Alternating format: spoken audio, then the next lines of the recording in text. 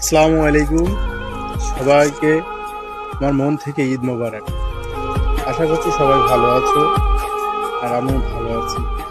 আমি এতদিন video upload দেইনি রমজান মাসে, কেননা কাজের প্রচণ্ড প্রেশার ছিল, তার কারণের জন্য আমি ভিডিও আপলোড দিতে পারিনি। কেননা যারা সেলাই কারিগর তারাই জানে যে রমজান মাসে কেমন, ঈদের 2-3 সপ্তাহ আগে কেমন প্রেশার হয়, তার জন্য আমি ভিডিও আপলোড দিতে পারিনি।